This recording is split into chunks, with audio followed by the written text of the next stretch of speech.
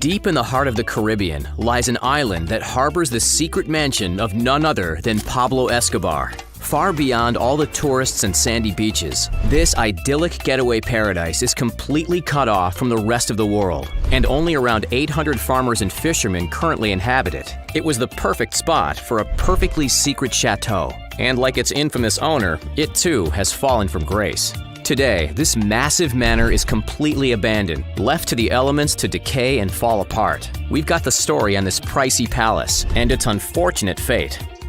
Pablo Escobar was a force to be reckoned with in the 1980s and 90s. He was the man who got what he wanted, when he wanted, and from who he wanted. Early in his life, he was infamous in his town for illegal activities, including theft, but that was just the beginning. His life of crime never slowed down or faltered in any way, and made his way to the head of the infamous Medellin cartel, and at one point was smuggling over 15 tons of illegal substances into the United States every day. Estimates put his net worth in 1989 at an astonishing $30 billion.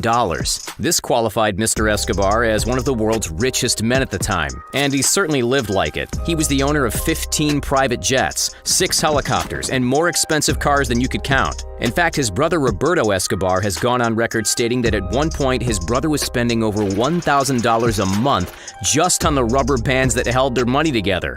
What? They had so much money that they were forced to bury it, where it would become the favorite snack of any rats in the area. At one point, this was such a problem that they started writing off 10% of their annual earnings in the money books, knowing full well that this money was ending up in the stomachs of rats. Who's hungry? And based on their income, that equates to $2.1 billion a year. As rat food. Yeah.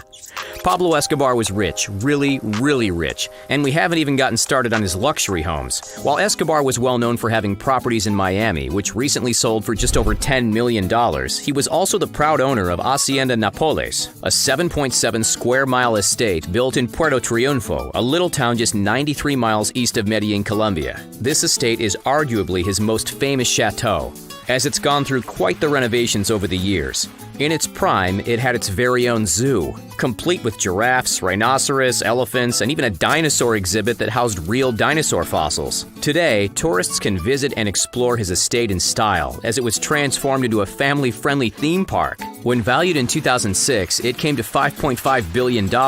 But in today's video, we want to talk about a lesser-known, but by no means less expensive estate. It's legendary for the lavish and wild parties that were once held there, and for serving as Mr. Escobar's summer home. And today, it acts as sort of a relic to Escobar himself, eerily paralleling his exuberant spending and his sudden downfall. This secret getaway house is completely abandoned, housing only wild plants and animals that currently dwell within, and sometimes on, its white stone walls. Locally, Escobar's majestic manor is known as La Casa Grande, which literally translates to the big house. And we gotta say, the locals weren't wrong in that assessment, not by a long shot. La Casa Grande is found deep within the forests of the Caribbean, on a seemingly innocuous island known as La Isla Grande. This island paradise is only a few kilometers long, and the only way you're getting here is by special boat from Cartagena. But good luck getting someone to drive you there. After you arrive on the island, your best bet is to ask around for directions to La Casa Grande. You won't find directions on the internet, and you won't find signs pointing it out. Your only clue will be the trek through the thick forests. And after a few hours hike, you'll find this legendary abode. And once the trees start to clear, you'll come across an old pathway that leads to the spectacular white walls of La Casa Grande, or at least what's left of them. See, La Casa Grande hasn't gotten the same treatment that Escobar's other estate, Hacienda Nápoles, has received. You'll find no theme park here, no family-friendly zoo, and you likely won't see anyone in sight.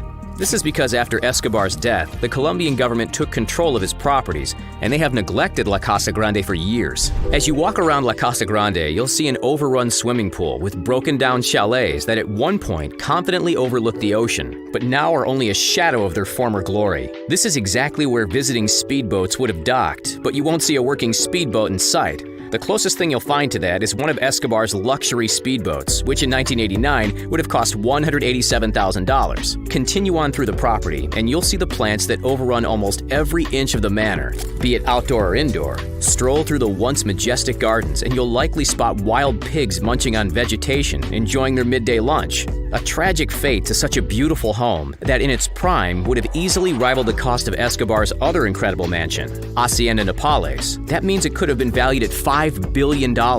In a way, it's sort of a shame that such an architectural wonder has been left to ruins. Remember, this was supposed to be a party house, the summer getaway for the leader of the Medellin cartel, the ideal spot for one of the richest men in the 1990s to relax and spend a little me time. At its height, there were over 300 fully furnished and eloquently designed rooms for guests to come and visit. And party. No expense was spared when it came to Mr. Escobar's guest rooms, and that includes the solid gold shower heads in each of the bathrooms, likely valued at $1,400 a pop. But that's chump change when you're worth $30 billion.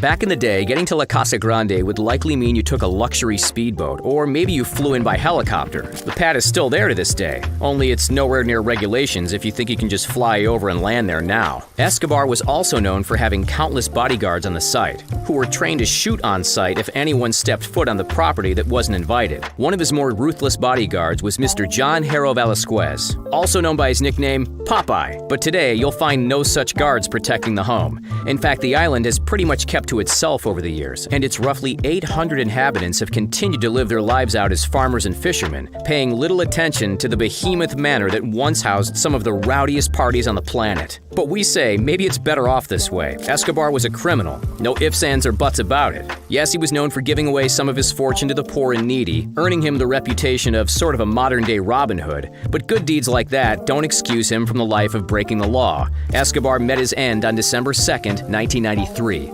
Leaving behind his massive homes and, believe it or not, the majority of his massive fortune as well. Much of it is still buried in the ground to this day. It's reported that millions upon millions of dollars are still out there, just waiting to be found. Pablo Escobar was many things during his tenure as the leader of the Medellin cartel. Some call him a villain, a drug lord, a smuggler, a ruthless criminal, and yet some also hail him as some sort of a modern-day Robin Hood. Whatever you think of the man, he certainly lived his life to the fullest, and his secret mansion that sits hidden away in the lush forest of La Isla Grande is a testament to that. But like Escobar himself, this mansion fell from grace. These days, if you're brave enough and don't mind a little island adventure hiking, you can visit it yourself. It won't be easy, and it'll certainly be nowhere near its splendor of the days of old. But you'll be standing right where Escobar himself used to party and relax. If you go, be sure to imagine what it would be like to be one of the richest. If you enjoyed today's video, give it a like. It helps us out here so much, and it allows us to continue to make all the content you crave involving the wealthy and well-off. And if you haven't already, subscribe to our channel as we near 14.7 million subscribers. We'll see you next time, right here on The Richest.